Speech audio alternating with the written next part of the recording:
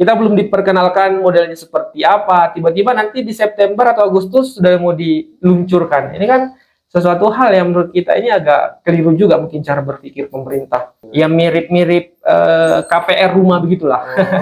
Sejujurnya student loan ini adalah sesuatu yang belum bisa kita laksanakan.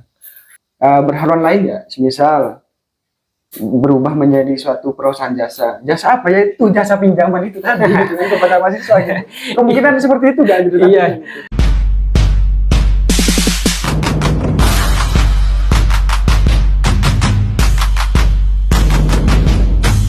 Hai korban ghosting, balik lagi di komentator kali ini. Saya duduk di sini sebagai menemani dari narasumber yang satu ini, yang super duper katanya gitu. Mungkin biar langsung saya mau membahas terkait dengan apa yang sudah rame sebelumnya gitu kan. Mungkin pernah isu terkait dengan hal pendidikan di Indonesia ini kan adalah sangat lumrah gitu kan. Untuk Mas sendiri, bagaimana sih untuk pembukaan awal pendidikan di Indonesia ini? Oke, bicara soal pendidikan itu bicara sesuatu hal yang sangat kompleks. Namun pertama-tama saya ingin menggarisbawahi satu hal bahwa pendidikan itu adalah tanggung jawab dari sebuah negara. Dan pendidikan adalah hak untuk seluruh anak bangsa. Dan negara berkewajiban untuk menyelenggarakan pendidikan. Semua itu sudah diatur dan juga sudah termaktub dalam Undang-Undang Dasar, Pembukaan Undang-Undang Dasar 1945, bahwa mencerdaskan kehidupan bangsa. Jadi artinya negara berkewajiban dan bertanggung jawab untuk menyelenggarakan pendidikan untuk mencerdaskan kehidupan bangsa. Mungkin itu merupakan suatu pembukaan ya. Mungkin dari tadi kita belum kenal sih. Okay. Mungkin sebelumnya bisa kenalan dulu. Saya pribadi sebagai komentator di kali ini, saya Daniel Haq gitu kan. Kenalan dulu ya. Oke, nah saya Enal. Udah dipanggil Mas atau Kakak? Ya, panggil Enal aja. Enal gitu kan. Oh iya. Mungkin ini sih Mas. Baru-baru kali ini ya, bukan baru sih. Sebenarnya udah lama kan itu kan. Terkait dengan isu pendidikan, khususnya di perguruan tinggi ini kan. Bagaimana sih nanti pemerintah itu meluncurkan terkait dengan memberikan suatu akses pendidikan kepada masyarakat, khususnya mahasiswa yang sudah masuk. Itu kan kebanyakan untuk akses pendidikan kepada mahasiswa itu kan ini dalam artian di pemerintah itu sedikit gitu, dalam artian sedikit, belum terpenuhi secara penuh gitu kepada mahasiswa gitu Mas. Mungkin bisa nggak kisi-kisi terkait dengan sistem pendidikan di Indonesia? Oke, sebenarnya kalau kita lihat pendidikan hari ini masih terjadi ketimpangan, khususnya pendidikan tinggi, karena saya rasa bahwa pendidikan hari ini sangat sulit diakses oleh sebagian anak bangsa. Mungkin bisa jadi terjadi di anak-anak yang ada di bagian timur, bagian barat, pelosok, itu sangat sulit mengakses namanya pendidikan. Namun hari ini saya rasa pemerintah agak sedikit mencoba untuk lepas tangan. Jadi tadi di awal saya sampaikan bahwa saya ingin menggarisbawahi kembali bahwa pendidikan itulah hak untuk seluruh anak bangsa. Dan negara berkewajiban untuk menyelenggarakan pendidikan. Nah, sebetulnya mungkin kita sering mendengar yang namanya komersialisasi pendidikan. Sekarang ini pendidikan kemudian dikomersialkan, diperjualbelikan, dibuat jasa dan lain-lain. Dan memang betul bahwa itu terjadi hari ini. Sebenarnya keran komersialisasi pendidikan itu terjadi pada saat Indonesia masuk dalam WTO. Ada namanya Perjanjian GATS. Pada saat itu ada 12 sektor yang masuk, 12 sektor yang bisa dijadikan sebagai jasa. Salah satu adalah pendidikan dan sektor kesehatan dan lain-lain. Nah, sebenarnya ini yang menjadi keran membuka komersialisasi pendidikan Indonesia. Nah, ternyata pemerintah kemudian mengafirmasi beberapa perjanjian dari WTO ini, seperti mungkin teman-teman pernah mendengar tentang Undang-Undang Nomor 9 tahun 2009 tentang Badan Hukum Pendidikan, kemudian ada Undang-Undang Sikdiknas, kemudian yang paling ramai juga Undang-Undang Nomor 12 tahun 2012 tentang pendidikan tinggi. Nah, semua itu adalah bagian daripada skema bagaimana mengkomersilkan pendidikan, dan menurut saya itu adalah salah satu cara negara untuk lepas tangan atau tidak lagi menjadikan pendidikan sebagai sesuatu yang utama yang harus mereka selenggarakan. Nah, melihat kondisi hari ini, mungkin kita sering mendengar bagaimana akses pendidikan yang sangat begitu mahal, UKT yang semakin melambung tinggi, yang sudah tidak masuk akal, yang mengakibatkan banyak anak yang tidak bisa mengenyam atau mencicipi akses pendidikan tinggi. Nah, tentu semua ini adalah bagian daripada skema mengkomersilkan pendidikan. Artinya, negara seakan-akan sudah lepas tangan atau sudah tidak bertanggung jawab lagi tentang pendidikan. Oh ya, mungkin tadi ngomongin terkait dengan suatu WTO itu tadi kan, itu bisa sedikit dijelaskan lagi mengapa terkait dengan komersialisasi pendidikan ini terjadi gitu, Mas? Oke, iya, sebenarnya sesuatu hal yang menjadi hal yang utama karena Indonesia masuk ke dalam WTO, jadi mereka harus menyepakati atau harus ikut dalam aturan yang sudah ditetapkan. Nah, termasuk 12 sektor tadi yang saya sampaikan, yang di dalamnya adalah pendidikan dan kesehatan. Jadi mau tidak mau negara juga harus mengikuti skema atau perjanjian yang sudah ada di dalam WTO tersebut. Ya mungkin kita terkait dengan terkait komersialisasi pendidikan itu tadi, sebenarnya ada terkait dengan suatu isu terkait dengan suatu program student loan. Mungkin dari Mas sendiri bisa menyampaikan terkait dengan mengapa sih student loan ini harus diterapkan di Indonesia dan apa latar belakangnya? Oke. Ya, student loan kan menjadi hangat kembali ketika Maret kemarin itu kan didengungkan kembali oleh Wamen. Iya, Wamen sama Kementerian Kemendikti Saintek. Sebenarnya student loan-nya bukan sesuatu yang baru di Indonesia. Sebenarnya di masa Orde Baru itu juga pernah ada yang namanya kredit mahasiswa. Kredit mahasiswa Indonesia. Kemudian di tahun 1990 kalau tidak salah itu kemudian ditutup karena terjadi kreditnya macet dan sehingga ditutup. Jadi pada saat itu sebenarnya sudah bukan sesuatu hal yang baru. Kemudian student loan ini kemudian hangat kembali ketika Mas Nadiem itu menjadi menteri pada saat itu. Pada 1 tahun yang lalu. Iya, Mei 2024 kalau tidak salah itu di rapat DPR itu DPR sempat menanyakan terkait dengan student loan ini.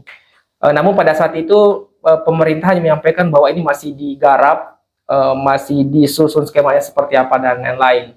Nah, terakhir di 2025 di Maret kemarin itu kemudian Prof. Brian itu menyampaikan kembali bahwa ternyata di Agustus nanti, di September nanti student loan ini akan diluncurkan. Ini kan menjadi sesuatu pertanyaan di publik bagaimana skema yang ada. Nah, sebenarnya apa yang melatar belakangi ini hanya sudut pandang dari pemerintah ya, bahwa menganggap bahwa hari ini memang terjadi ketimpangan yang begitu besar. Beberapa data yang saya pernah baca ternyata hanya sekitar 10,15% anak-anak yang berusia 15 tahun ke atas itu mengenyam pendidikan tinggi. Artinya ada angka yang cukup timpang terkait dengan akses pendidikan tinggi. Nah, salah satu hal yang membuat anak-anak itu tidak bisa masuk pendidikan adalah mahalnya biaya untuk melanjutkan pendidikan tinggi. Nah, student loan ini dianggap sebagai salah satu hal yang bisa menjawab terkait dengan ketimpangan ini. Jadi pemerintah menganggap bahwa mungkin kemarin tahun lalu heboh terkait dengan pinjol, ya kan? Ya. Itu kan ada istilah pinjol. Kemudian pemerintah menganggap jangan disamakan terkait dengan pinjol dan lain-lain. Jadi student loan ini dianggap bisa menjawab ketimpangan terkait dengan biaya pendidikan yang begitu mahal. Sehingga pemerintah menganggap bahwa ini adalah bagian daripada membuat kesetaraan, artinya semua orang, semua anak-anak bangsa itu bisa mengakses pendidikan sesuai dengan latar belakang. Sehingga student loan ini dianggap penting atau dianggap bisa diselenggarakan di Indonesia.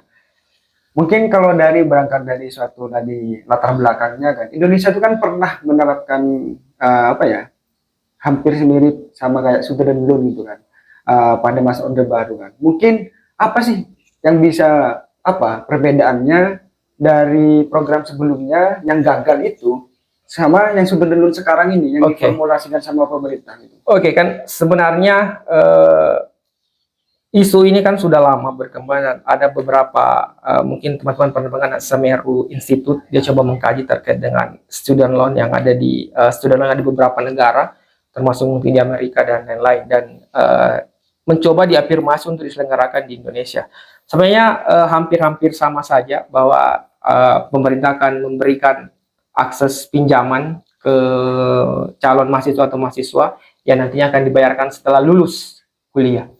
Cuma ada sedikit yang menjadi menjadi kegelisahan kita semua terkait dengan penyelenggaraan student loan ini.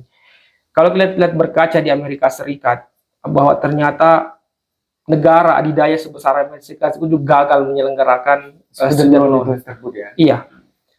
Data terakhir yang saya baca bahwa ada sekitar 43 juta orang itu tidak bisa membayar pinjaman yang sudah diberikan oleh negara.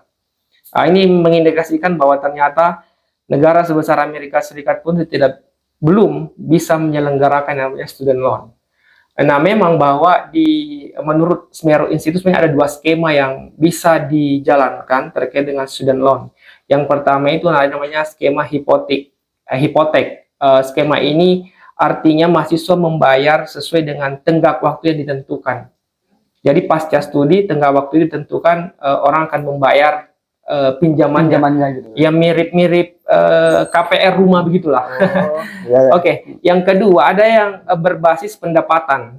Ada yang namanya berbasis pendapatan. Pendapatan yang maksud adalah ketika selesai kuliah nanti di waktu tertentu ketika pendapatannya sudah mencapai yang telah ditetapkan oleh pemerintah, itu baru berkewajiban untuk membayar tunggakannya yang sudah dipinjam kemarin. Mungkin kalau kita mengaca dari student loan yang dari luar negeri, itu kan ada jenisnya ya. Yang pertama dari hipotek sama berbasis pendapatan itu tadi ya. Ada waktu sama tenggak waktu yang telah ditentukan oleh pemerintah. Mungkin ini bisa nggak diterapkan di Indonesia itu? Oke. Yang membedakan terkait dengan yang di luar negeri, yang gagal, yang ada di Indonesia, yang dirumuskan ini sekarang, itu apa yang menjadi suatu? Oke. Sebenarnya di negara luar seperti di Amerika, Kanada itu menerapkan sistem yang tenggak waktu. Nah, namun ternyata misalnya di Australia, di Jerman, Swedia, dia itu berbasis pendapatan. Jadi ketika minimal sudah sampai, dia baru berkewajiban untuk melakukan pembayaran. Nah, kemarin di awal bulan April kemarin itu kan Prof. Stella itu kan sudah menyampaikan, Wamen, itu menyampaikan bahwa skemanya nanti akan dibayar setelah selesai dan mendapatkan pekerjaan dan pendapatan sesuai yang sudah ditentukan. Artinya saya lihat yang akan dicoba diafirmasi di Indonesia modelnya seperti yang ada di Australia. Jadi nanti diberikan pinjaman, kemudian nanti dibayarkan setelah mendapatkan pekerjaan dengan gaji yang sudah ditetapkan oleh pemerintah. Jadi tidak lagi berbasis waktu. Artinya mungkin waktu itu seperti KPR. Jadi setelah selesai belum dapat pekerjaan, dia harus bayar. Gitu ya. Nah, kalau yang akan diterapkan di Indonesia nanti akan berbasis berbasis pendapatan. Jadi mungkin nanti setelah 5 tahun selesai mungkin pendapatannya sudah anggaplah nanti mungkin disepakati 7 juta kah atau 10 juta, pendapatan 10 juta per bulan baru bisa berkewajiban untuk melakukan pembayaran. Jadi nanti skemanya akan seperti itu. Itu menurutnya Prof. Stella. Oh ya, dari tadi yang telah disampaikan sama Mas tadi, itu mekanisme terkait dengan study loan ini, khususnya yang ada di Indonesia, itu cara kita menerapkannya atau menggunakan nantinya yang mendapatkan pinjaman biaya untuk pendidikan, khususnya kepada mahasiswa, itu nanti regulasinya seperti apa? Oke. Sebenarnya secara regulasi itu belum dipublish di publik terkait dengan bagaimana nanti sistem dan mekanismenya seperti apa. Namun hal yang pemerintah sampaikan kemarin bahwa nanti akan menjajaki beberapa institusi, termasuk dari perbankan, LPDP, kemudian Kementerian Keuangan, kemudian dari Kemendikti-Saintek itu akan menjadi institusi yang menyelenggarakan sistem. Namun skemanya seperti apa itu masih belum ada, belum disampaikan mulai seperti apa. Apakah nanti seluruh mahasiswa mempunyai kesempatan untuk mengajukan pinjaman seperti apa, dan kemudian batas-batasnya juga realnya belum dipublish, namun tanggalnya sudah bulannya sudah ditetapkan. Ini kan menjadi sesuatu hal yang ambigu juga kan. Kita belum diperkenalkan modelnya seperti apa, tiba-tiba nanti di September atau Agustus sudah mau diluncurkan. Ini kan sesuatu hal yang menurut kita ini agak keliru juga mungkin cara berpikir pemerintah. Sebenarnya harus mungkin diperkenalkan dulu, diuji coba dulu seperti apa, dan menurut saya ini adalah sesuatu hal yang cukup akan membuat beban ganda bagi mahasiswa nantinya ke depan. Ini kan student loan tersebut itu kan masih di tahap formulasi kan, Iya. di dalam suatu perumusannya. Ya balik lagi, pemerintah sudah merilis terkait dengan suatu bulannya gitu kan untuk diluncurkan gitu kan. Akan tetapi terkait dengan suatu implementasinya ini kan masih belum jelas lah. Apalagi nantinya peran stakeholdernya ini masih belum diketahui bagaimana nantinya mekanisme ini berjalan gitu kan. Balik lagi tadi, gimana apakah benar-benar efisien student loan ini untuk pas diterapkan pada bulan tersebut gitu kan. Semisal itu benar-benar diluncurkan. Oke. Ini mungkin hanya sudut pandang pribadi saya bahwa sejujurnya student loan ini adalah sesuatu yang belum bisa kita laksanakan. Bukan hanya bulan Agustus atau September, tapi mungkin 10 tahun atau 15 tahun ke depan menurut saya itu belum bisa kita afirmasi sebagai suatu hal yang bisa menjawab ketimpangan pendidikan tinggi hari ini. Kenapa saya sampaikan bahwa menurut saya, hemat saya, bahwa student ini akan memberikan beban ganda bagi mahasiswa nantinya. Kita lihat, saya ingin mengkomparasi sedikit. Hari ini pemerintah itu menghadapi yang namanya pengangguran terdidik. Teman-teman mungkin boleh mencari, meriset. Ternyata saat ini ada sekitar 800 ribu pengangguran terdidik. Artinya ada sekitar 800 lulusan S1 itu menganggur, tidak bekerja. Nah, kemudian nantinya skema daripada student loan ini, itu kan setelah kuliah, kemudian mendapatkan pekerjaan, kemudian nanti di waktu tertentu, pendapatan tertentu kemudian dibayarkan. Menurut saya, ada masalah struktural yang sebenarnya harus diselesaikan terlebih dahulu. Jangan tiba-tiba menganggap bahwa permasalahan hari ini itu hanyalah ketimpangan pendidikan yang harus diselesaikan, cuma akses pendidikan. Lagi-lagi yang saya sampaikan bahwa sebenarnya negara itu yang berkewajiban menyelenggarakan pendidikan. Nah, skema student ini lagi-lagi saya sampaikan bahwa hanya membuat pemerintah terlepas tangan menanggung yang namanya pendidikan. Balik lagi yang bisa sampaikan, bahwa saya pribadi saya tidak menolak konsepnya ya student loan ini. Tapi menurut saya di Indonesia itu belum bisa mengafirmasi yang namanya student loan. Kenapa? Lagi-lagi saya sampaikan ini adalah masalah struktural yang belum diselesaikan. Kalau kemudian nanti, kenapa tadi saya akan terjadi beban ganda ketika mahasiswa sudah selesai, ternyata ada pinjaman yang membebani mereka. Belum lagi mereka harus bersaing dengan 800 ribu mahasiswa tadi yang sudah menjadi pengangguran terdidik. Adakah kemudian jawaban pemerintah yang bisa kita lihat? Apakah memang betul nanti setelah lulus kuliah, pemerintah itu anak-anak itu bisa mendapatkan pekerjaan yang layak atau mendapatkan salary yang sesuai dengan yang sudah ditetapkan pemerintah untuk kemudian membayar hutang yang sudah atau malah sebaliknya gitu iya. nantinya. Makanya nanti ini akan menjadi beban ganda. Belum lagi nantinya mungkin ya, kalau anggaplah setelah kuliah, belum lagi tagihan-tagihan yang lain, mungkin yang misalnya generasi sandwich sekarang ini kan punya rumah, KPR rumah lah dan lain-lain, harus lagi bayar lagi utang kemarin pendidikan. Ya kan akan menjadi beban ganda. Dan menurut saya akan menjadi masalah baru. Ini akan menjadi masalah baru bagi pemerintah ketika menerapkan student loan ini. Harusnya mungkin pemerintah harus menyelesaikan, melihat secara holistik sebenarnya masalahnya ada di mana. Yang mana harus diselesaikan terlebih dahulu. Saya yang harus selesaikan adalah masalah struktural tadi. Bagaimana penyerapan alumni, bagaimana penyerapan mahasiswa sarjana yang tadi itu ada 800. Sebenarnya tahun 2020 itu angkanya sampai 900.000. Namun 2024 sedikit menurun sampai 800. Itu tapi angkanya masih sangat tinggi kan. Artinya masalah-masalah itu saya diselesaikan bukan pemerintah, bukan lagi membuat masalah baru yang nantinya yang menurut saya itu tidak dipikirkan secara holistik.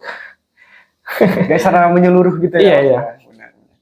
Mungkin dari pemerintah itu kan ini sebagai solusi gitu kan untuk menyelesaikan suatu masalah. Akan tetapi ini bisa menjadi suatu masalah yang baru. Iya. Ada kemungkinan gitu ya Mas.